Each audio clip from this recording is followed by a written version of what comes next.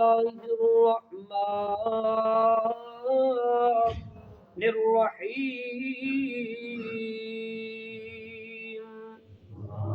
والله خلقكم ثم يتوفاكم ومنكم من يرد إلى أرذل العمر لكي لا يعلم بعد علم شيئا إن الله عليم قدير.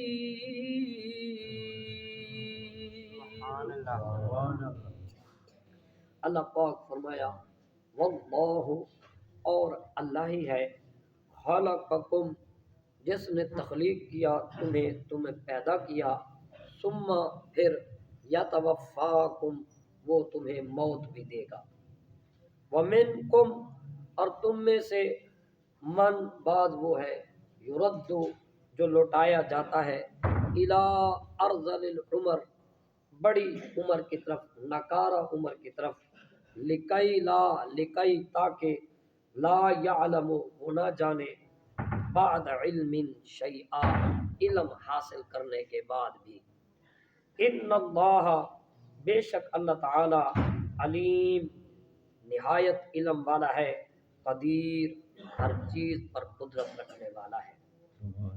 آیت بینہ بڑی عظیم اور انتہائی سوچ کرنے والی آیت پاک تلاوت کرنے کا شرف حاصل ہوا ہے۔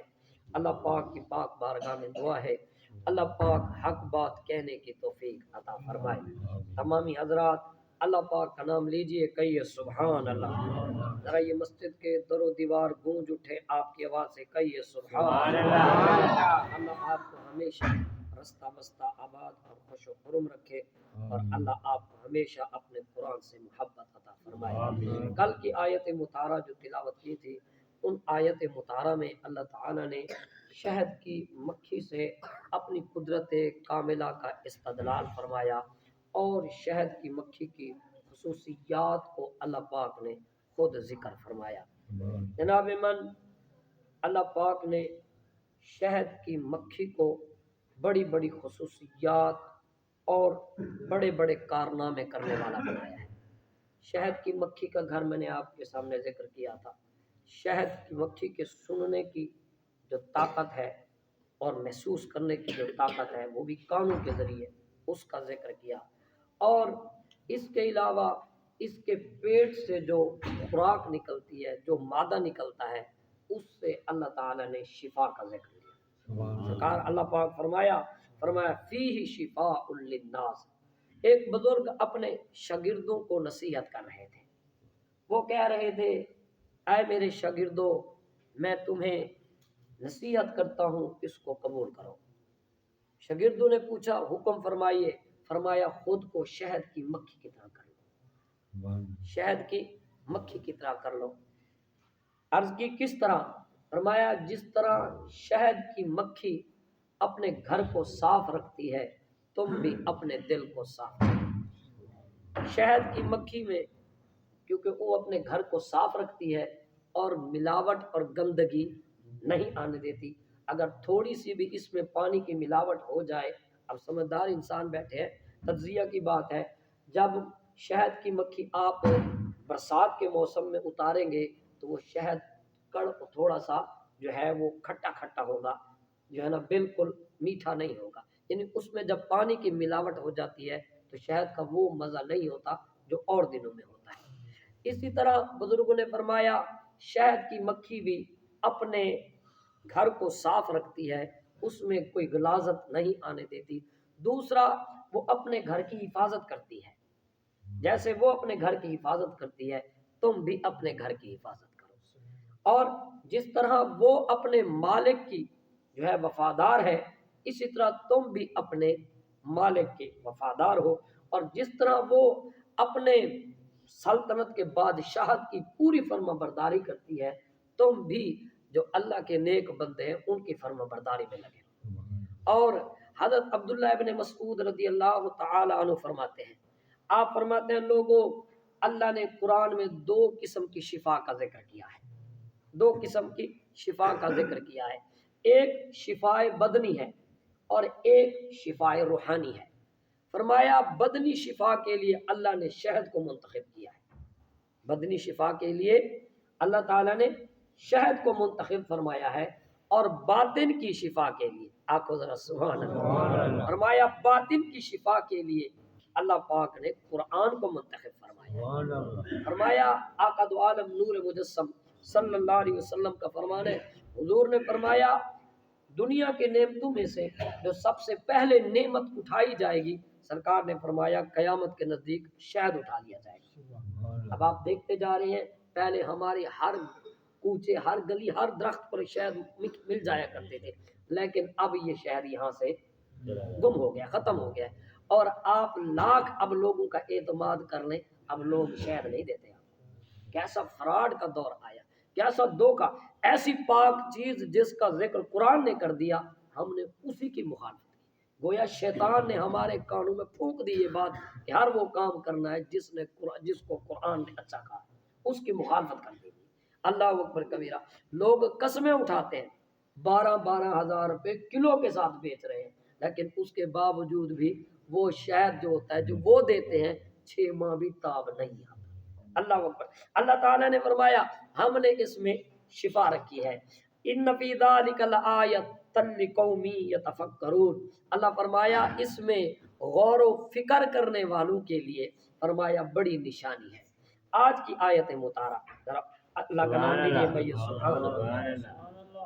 اللہ فرمایا واللہ خلقکم، پہلے اللہ تعالی نے جانوروں، پھر شہد کی مکھی، اور خود آج انسان کی زندگی سے اپنی قدرت کاملہ کی جو ہے ثبوت دیا ہے۔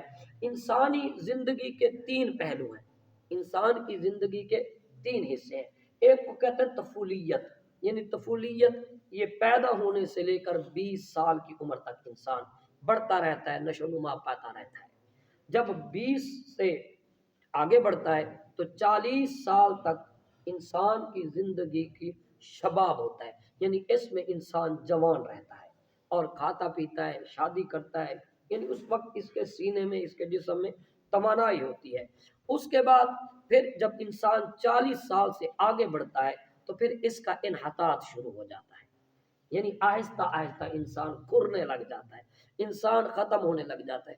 پھر اس کو غذا کھلاؤ تو غذا نہیں ہضم ہوتی، اس کو مشروب پلاؤ تو وہ نہیں پورے اس کو فائدہ دیتے، یعنی آہستہ آہستہ آہستہ جب بندہ 60 سال کو عمر کو پہنچتا ہے تو پھر انحطاط کبیر شروع ہو جاتا ہے۔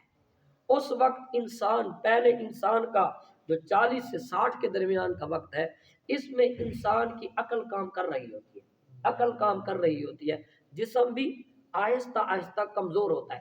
لیکن جب انسان جب اپنے 60 سال سے آگے بڑھ جاتا ہے اور پھر اس کی عقل بھی ظاہر ہونا شروع ہو جاتی ہے، اسے باتیں بھولنا شروع ہو جاتی ہے، تو آقا دو عالم نور مجسم صلی اللہ علیہ وسلم کا فرمان ہے، حضور نے فرمایا جس کی عمر 60 سال ہو جائے اور پھر بھی وہ اپنی برائی کے رستے کو نہ چھوڑے، برائی کی زندگی نہ چھوڑے، تو سرکار صلی اللہ علیہ وسلم فرمایا، توجہ ہے بھائی جان، سرکار فرمایا اللہ بغیر کسی وجہ کے اس شخص سے نفرت فرماتا ہے۔ جو شخص اتنی عمر بھی گزر جائے اور پھر بھی اپنے مولا کی طرف نہ لوٹے تو اللہ تعالیٰ اس سے سخت نفرت فرماتا ہے۔ اور اس آیت مطہرہ میں جتنے لوگوں نے بھائی جان خدائی دعویٰ کیا، جنہوں نے کہا ہم خدا ہیں، بنے تو نہیں خدا، ہو نہیں سکتے وہ خدا، لیکن انہوں نے اپنے گھٹیا ذہن اور برے زعم سے کہا ہم بھی خدا ہیں، خدا ہے، لیکن اگر وہ خدا تھے تو نہ وہ اپنی زندگی کو روک سکے نہ کسی اور کی زندگی کو روک سکے۔ یہ انسان کے غرور اور تکبر کو توڑ دینے کے لیے کافی ہے کہ بندیا تو دیکھ تو صحیح، تو کیا بنا پھرتا ہے اور تیرے اندر کیا ہے۔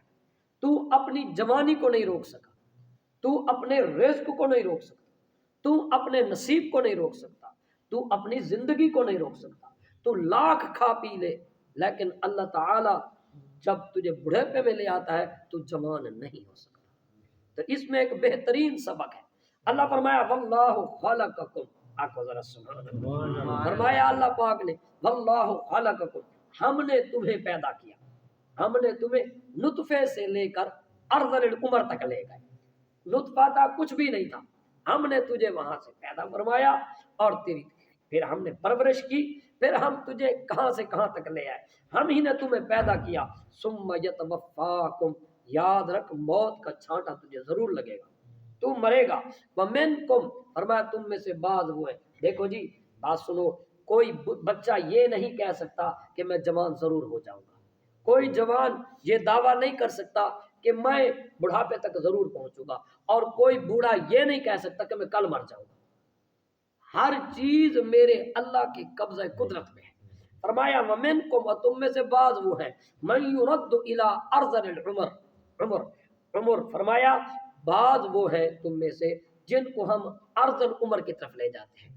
حضرت علی المرتضیٰ شیر خدا مولا مشکل کشا کرم اللہ وجہ الکریم سے کسی نے پوچھا کہ حضرت حضور یہ ارشاد فرمائیے ارذل عمر جس کو اللہ نے بیان کیے اس کی مقدار کیا ہے، کس عمر میں جو ہے بندہ ارذل عمر ہو جاتا ہے؟ تو آپ نے فرمایا بندہ جب 75 سال کی عمر پہ پہنچ جاتا ہے تو اس عمر کو ارذل عمر اللہ نے کہا ہے، یعنی 75 اور 75 سے جب آگے اس وقت عقل بھی بندے کی زائل ہونا ختم ہو جاتی ہے، اور بندہ جو زائل ہو جاتی ہے اور بندے کو سوچ بچار کے جو محور ہے وہ بھی ختم ہونے لگ جاتے ہیں۔ اللہ اکبر کبیرہ۔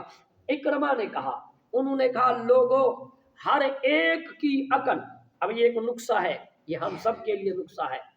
اکرمہ نے کہا، انہوں نے کہا ہر ایک کی عمر 75 سال کے بعد آہستہ آہستہ فاسد ہونا ختم ہونا شروع ہو جاتی ہے، لیکن ایک شخص وہ بھی ہے۔